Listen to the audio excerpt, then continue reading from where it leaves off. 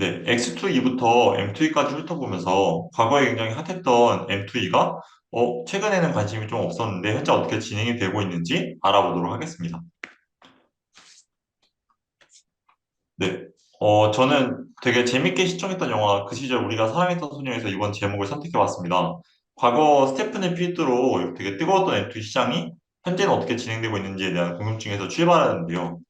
목차는 다음과 같이 주제 선정 배경, 그리고 S2E란 뭔가, 리오드 앱과 X2E, 그리고 M2E란 무엇이고, M2E가 현재 어떻게 진행되고 있고, 이번 스터디를 진행하면서 느낀 점 순으로 발표를 진행하겠습니다. 제가 이번에 원래 준비하던 주제는 그 BRC 20을 주제로 자꾸 진행을 하려다가 다른 분들께서 너무나 좋은 잘 올려주셔서 좀 다른 주제를 해볼까라고 고민하고 있던 중에 19일부터 21일까지 진행하는 글리치라는 해커톤에 참가하였습니다. BNB, 폴리곤, 아발란시, 니어, 그리고 바이프로스트 5개 체인에 300명의 빌더분들이 모였는데요. 되게 재밌던 부분은 이번 주제가 웹3를 우리의 삶과 밀접하게가 트랙을 관통하는 큰 주제였습니다. 이에 따라서 각 체인 관계자분들마다 말씀 나눠보니 X2E에 대한 아이디어를 두 팀부터 한 세 팀 정도 들고 나오셨습니다. 그래서 제가 X2E, 그 중에서 정말 재밌게 이용했던 M2E가 생각이 나서 최근 관심이 좀 떨어져 있어서 이와 관련된 스터디를 진행해 보게 되었습니다. 저희 팀은 M2E 어그리게이터를 주제로 이제 아이템을 비딩했는데요. 다른 분들께 M2E에 대해 설명을 드리려면 X2E를 빠뜨릴 수 없었습니다. 그래서 X2E가 뭐죠? 라는 질문에 저는 X라는 특정 활동을 통해서 네트워크 혹은 플랫폼에 기여하면 보상을 줍니다라고 한 문장으로 정의할 수 있습니다. 이 X라는 것은 move, sleep, eat, run, drink와 같이 어떤 일상생활과 밀접한 부분이 모두 X가 될 수 있는데요. 어, 그래서 X2E는 작년에 왜 인기였을까에 대해서 한번 풀어보았습니다. 세 가지로 말씀을 드릴 수 있습니다. 첫 번째는 X라는 일상과 밀접한 자연스러운 활동을 통해서 보상을 벌 수 있다는 점이 매력적이었습니다. 둘째로는 이전에 유행했던 율로라는 문화보다는 이 MZ세대 그리고 일반인 분들이 일상에 활력을 불어넣는 규칙적인 행동이나 습관을 뜻하는 리추얼과 흐름이 잘 맞았습니다. 세 번째로 기업들이 굉장히 좋아합니다. 기존 기업들도 X2E 시스템에 대해 매력적으로 느끼고 점차 이를 따라서 진출하여 도입하기 시작했는데요. 그렇다면 기업들이라고 했을 때 반신반의 하시는 게 좀 당연합니다. 저 또한 그랬고요. 하지만 X2E는 어느새 우리 주위에 성큼 다가와 있는데요. 보시면 이제 P2E 같은 경우에 크립토키티, 그리고 엑스인피니티, 샌드박스, 그리고 M2E 같은 경우에는 캐시워크, 스테픈, 메디패스, 그리고 G2E, C2E, I2E와 같은 개념이 나왔습니다. 기업들은 왜 이와 같이 X2E를 도입할까요? 라는 질문에 답변을 드리자면, 첫 번째는 자신들의 브랜드를 X2E와 결합하여 커뮤니티를 확장시키거나 활성화하기 좋습니다. 둘째로는 G2E, M2E 같은 경우 이용자의 데이터 확보를 통해서 유저들의 행동을 패턴화하고 이용자의 데이터 확보를 통해서 정보의 이점을 얻으려고 하기 때문에 좋아합니다. 세 번째는 X2E는 마케팅에 정말 잘 어울리는 모델입니다. 유저들이 지속해서 X라는 행동에 참여를 하는데 이를 진행하는 브랜드는 자연스럽게 각인이 되기 때문입니다. 그래서 보신 바와 같이 기존에 보수적이라고 평가받는 금융권도 최근 X2E를 도입하고 있다는 점을 알 수 있습니다. 그렇다면 이거 기존의 리워드 앱인 것 같은데 라는 생각이 드실 겁니다. 이 리워드 앱이 X2였어? 그러면 리워드 앱과 X2는 같은 것인가?에 대한 고민을 굉장히 많이 했는데요. 어, 대부분 맞는 이야기지만 일부분 큰 차이점이 존재합니다. 첫 번째로 보상을 포인트로 제공하느냐, 토큰으로 제공하느냐 뿐만 아니라 제가 생각한 핵심적인 키워드는 이것이었습니다. 리워드 앱이 갖고 있는 한계는 참여를 통해서 얻은 포인트를 현금으로 환전하는 것이 어렵다는 점이었습니다. 대부분이 기프티콘을 구매하는 방식으로 환전을 진행하고 있는데요. 이전에 나왔던 포인트를 현금으로 출금하는 서비스는 규제를 이기지 못하고 사라진 뒤 카드에 남은 포인트만이 현재 여신금융이라는 단체를 통해서 현금화할 수 있는 서비스 진행 중입니다.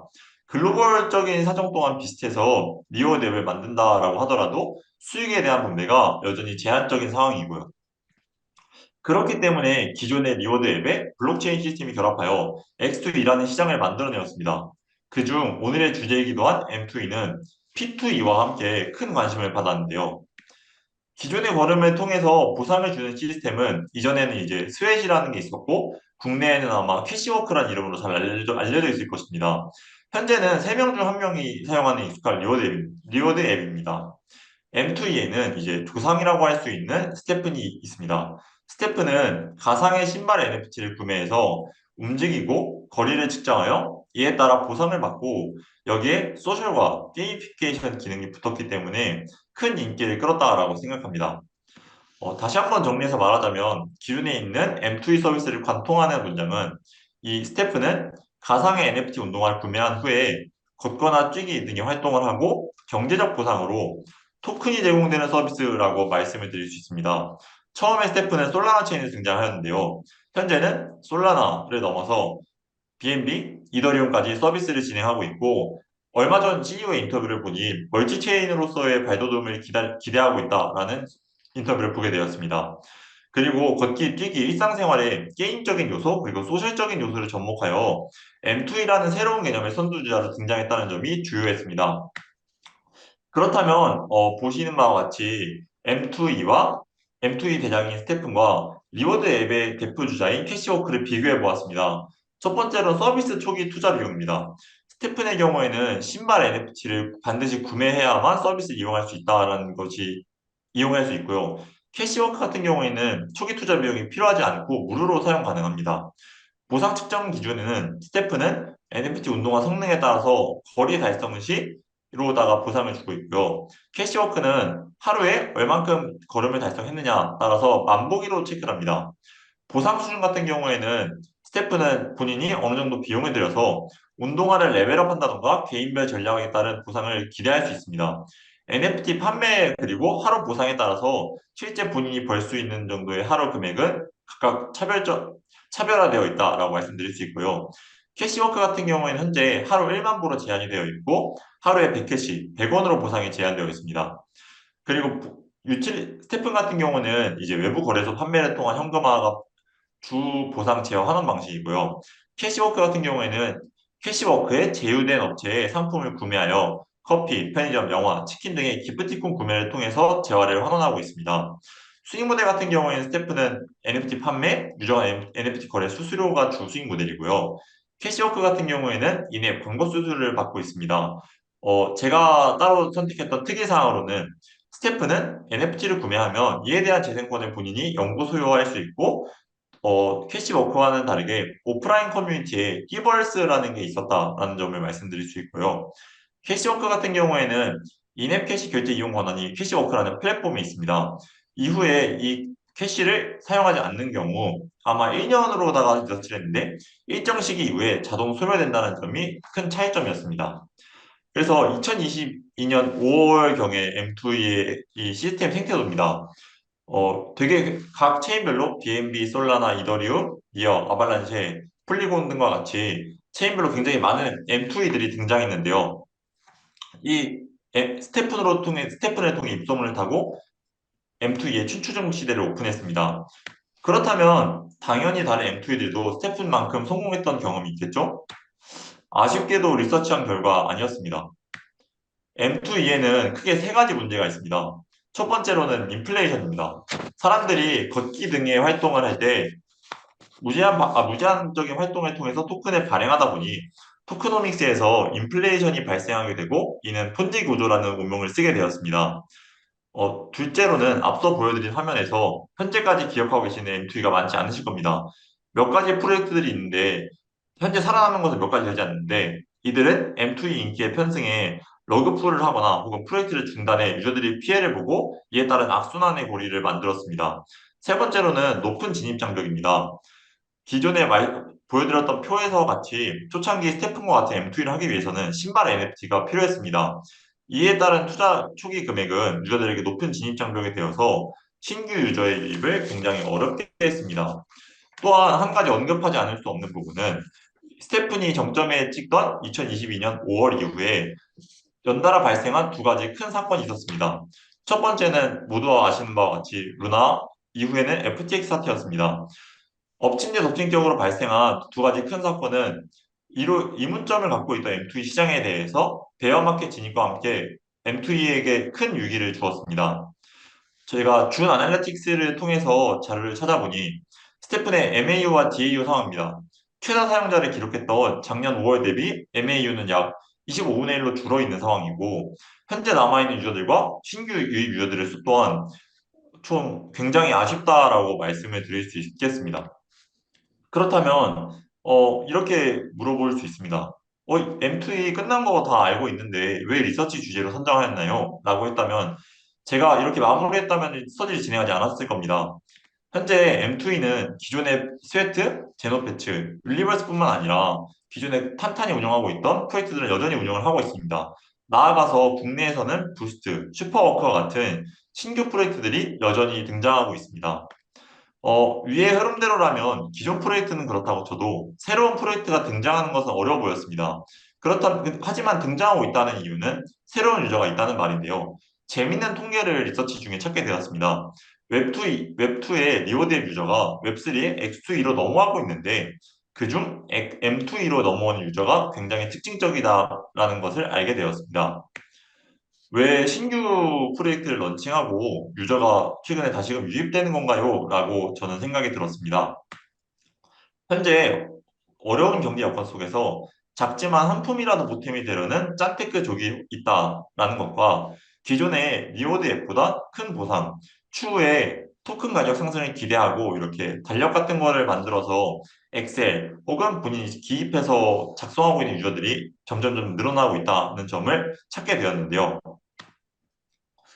하나 더 짚을 수 있는 부분은 앱을 사용함에 있어서 리워드 앱이나 혹은 M2E 앱이나 중복으로 사용하고 있다는 점입니다. 하나의 앱만 사용하고 있지 않고 예를 들어 캐시복을 사용한다고 하면 토스, 국민은행, 모니모 등의 앱을 사용하고 있고 스테픈 같은 경우에는 슈퍼워크, 스니커즈, 제노패치와 같이 중복적으로 앱을 사용해 금전적인 수익을 극대화하려는 모습을 보이고 있다는 점이 유저들의 특징이었습니다. 이것은 저희 어머니의 핸드폰 화면과 카톡 내용입니다. 제가 얼마 전에 어머니께서 뭘 여쭤보시는 거 보고 깜짝 놀랐습니다. 어머니가 스니커즈를 초반에 유튜브를 통해서 보셨다가, 이런 게 있네, 이런 게 있네를 통해서 하나의 앱으로 시작해 여러 개의 앱을 함께 사용하고 있고, 이후에 이것을 현금화하기 위해서 정보를 찾아보기 위해서 그 여러 가지 유튜브 혹은 블로그를 통해서 공부를 하고 저에게 알려주셨다는 것을 알게 되었습니다. 그렇다면 저희가 생각했을 때, 이게 사람들이 상대적으로 중복적으로 사용하고 있다는 점도 알겠지만, 상대적으로 M2E를 사용하기는 블록체인 기술이 들어가다 보니 어렵지 않을까라고 생각을 하는데요. 유튜브, 구글, 오픈 카톡방을 돌아보니 웹3가 어렵다고 해도 금전적으로 추가 수익을 얻을 수 있는 짠테크, 다시 말해서 금전적인 동기 때문에 유튜브, 블로그 등을 통해서 정리된 글을 보고 웹2 유저들이 웹3로 자발적으로 공부를 하면서 넘어오고 있었습니다. 이게 바로 사람들이 영원했던 매스 어답션이 아닌가 하는 생각도 들었습니다. 그래서 지금 현재 M2E 시장 상황은 어떻게 되나요? 라는 질문에 제가 답을 해보겠습니다. 보시는 바와 같이 여전히 M2E 시장은 긍정적이라고 보기는 어렵습니다. 특히 오른쪽 상단에 보시는 아발란체 체인의 럼블록스의 경우에는 기존의 러그풀뿐만 아니라 실제 운영이 잘 되지 않았던 M2E 프로젝트들처럼 많이 힘들어 보입니다. 하지만 스테픈, 스니커즈와 같이 지속해서 진행되고 있는 프로젝트를 본다면 그래도 반등을 기대해 볼 수 있습니다. 그 이유는 새로운 관심이 집중되고 있기 때문인데요. 왼쪽에 보시는 것처럼 저는 댐 레이더를 매일매일 찾아보고 있는데 얼마 전부터 댐 레이더 50위권 상위에 세계 M2E가 등장하였고 신발의 NFT 플로어 플라이스 또한 상승하고 있기 때문입니다. 이 점이 M2E 시장의 새로운 관심을 증기한다라고 생각을 하고 있고요. 프로젝트 동향은 다음과 같습니다.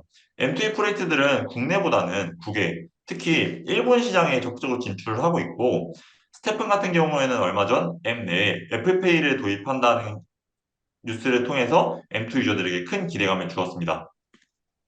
제가 혁신의 숲과 외국의 크런치 베이스를 통해서 최근 그러면 M2E에는 투자가 진행되고 있는가? 투자금 유입이 어떻게 되는지 찾아본 결과 이전과 같이 큰 금액이 집행되고 있지는 않지만 지속적으로 진행되고 외부의 파트너십을 통한 협약을 통해 공격적으로 사업을 진행하는 프로젝트들에 있어서는 투자가 집행되고 있다는 점을 확인하였습니다.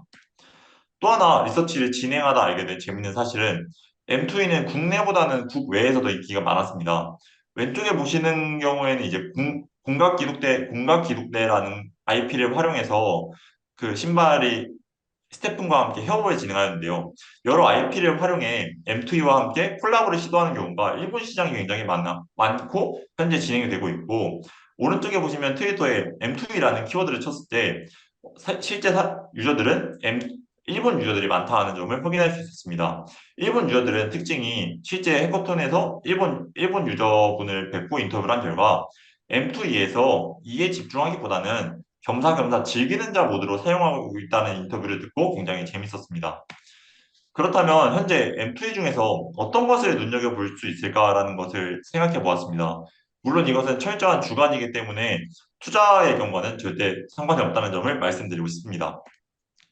제가 선택했던 프로젝트는 슈퍼워크입니다. 첫 번째는 네이버 제트 그리고 크림과 같은 강력한 투자사가 있고 두 번째로는 현재 적극적인 글로벌 진출 및 여러 일본 기업들과 협약을 통해서 프로젝트 활동이 왕성하다.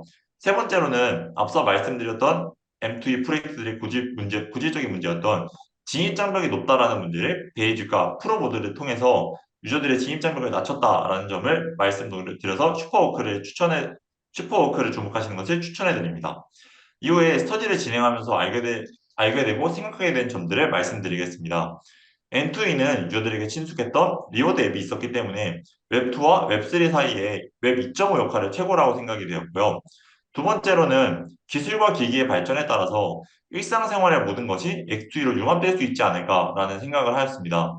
세 번째로는 이 X2E 이 모델의 구조상 탈중앙화는 굉장히 어렵다라고 생각을 하게 되었고, 마지막으로는 이 토큰의 인플레이션에 대해서 명쾌한 해답을 제시한 프로젝트가 있을까에 대해 리서치한 결과, 아직까지는 해답을 찾지 못하고 모두가 길을 찾고 있는 여정 중에 있다라는 것을 알게 되었습니다. 네, 이상으로 발표를 마치겠습니다. 들어주셔서 감사합니다.